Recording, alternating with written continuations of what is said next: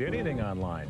Sister-in-law may have messed up her nomination papers and the February ballots at stake. And fine gardening, family farms catering to Chicago restaurants, seeing and spreading the green.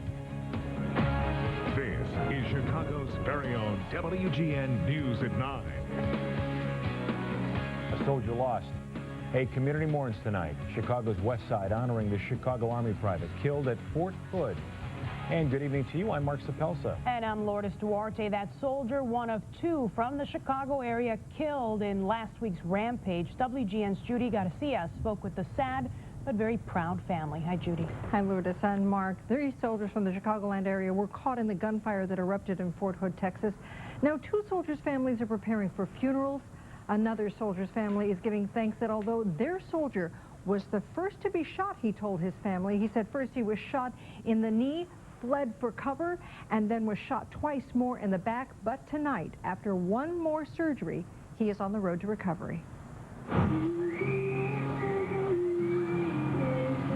Tonight on Chicago's West Side, family, friends, and neighbors gathered for an evening vigil to honor the memory of 21-year-old soldier Francesca Velez. She's one of those killed in the Fort Hood shooting rampage. For those of us who never got to meet her, you will love her. She was a sweetheart, always with a smile. That's how I remember her. Governor Quinn has attended many Illinois soldiers' funerals personally. Tonight, a Quinn senior aide attended the vigil, expressing condolences and gratitude for Private Velez. We want to let the family know that we appreciate Francesca's service to our country and to the state. 22-year-old Private Michael Pearson of Bolingbrook, Illinois, also died in the Fort Hood shooting. His funeral arrangements are pending.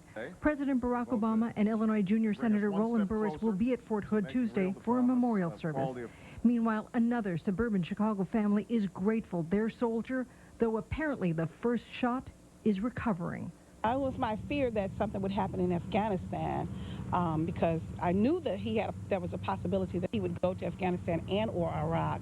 Private Hall tells his family he was shot once in the knee and got to a nearby cubicle for cover. He said the gunman pursued him, shooting him twice more in the back. Yvonne Hull says she is still processing how her son came under fire at a place he had assured her was among the safest places he could be. Here in America? No. No, that don't happen on Army bases. Nah. It's too far-fetched, but it did happen. Private Velez's mother did not feel well enough to travel to Fort Hood. Her father is already there for tomorrow's memorial service. The family says funeral arrangements are pending. The body still has to be brought back, as are the arrangements for Private Michael Pearson of Bolingbrook. Now back to you, Lourdes and Mark. Thank you, Judy. Well, awake, in stable condition, and soon to face criminal charges. Military officials say the man accused of killing 13 people at Fort Hood will be put on trial in a military court, not a civilian court. Major Nidal Malik Hassan had been in a coma after being shot by civilian police last week on that Army base. Authorities say Hassan fired more than 100 shots, killing a dozen soldiers and 1 civilian.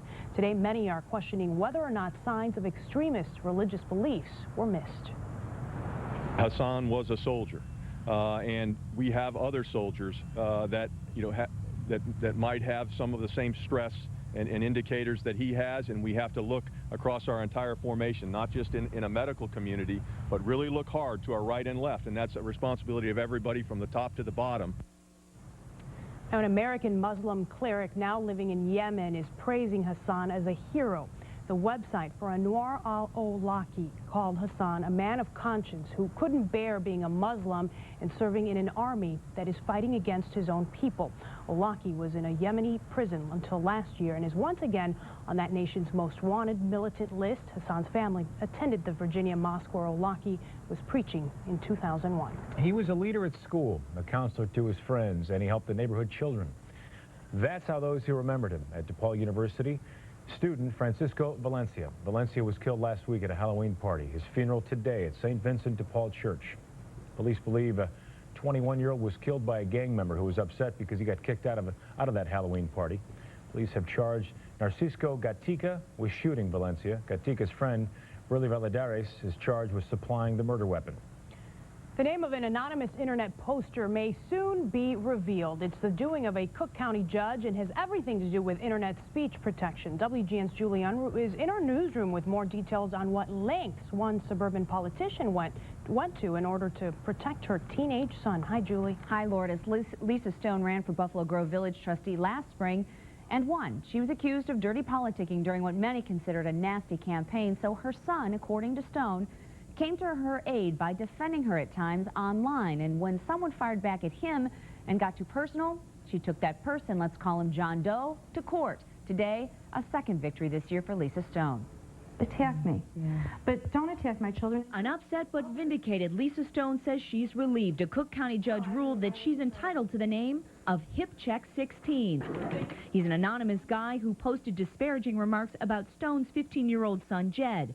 It was all over the Daily Herald's website last April. He went to a very dark, personal place that he had no right to go, with a child particularly. Those remarks, Stone's lawyer says, border on possible sexual misconduct and other possible criminality. Freedom of speech is one thing, but to anonymously, you know, that's very, very cowardly, to anonymously attack someone. Stone's victory in court is being watched carefully by privacy experts everywhere, as cases like this one are being tested all over the globe. Is somebody actually going to believe these statements as defamatory, or is it just speech online that nobody's really going to care about? What the judge did say in Stone's case is that the identity of Hip Check 16 should be released. How and when is yet to be determined.